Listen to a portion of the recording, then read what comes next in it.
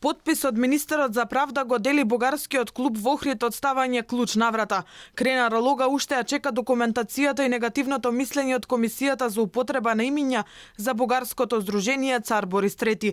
Уверува дека ќе ги потпише, пошто според законските измени преостанува само затворање на клубот. Документите не се доставени се уште. Верувам во текот на денот или најкасно утре би биле.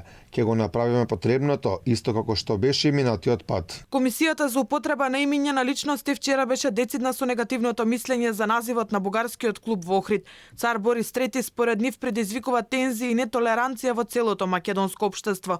Последниот бугарски цар бил одговорен за злосторствата извршени за време на бугарската окупација на Македонија во Втората светска војна и за депортацијата на илјадници евреи во логорот на смртта Треблинка. Цар Борис III е одговорен за злосторства извршени за време на бугарската окупација на Македонија во Втората светска војна, при што се ликвидирани стотици граѓани.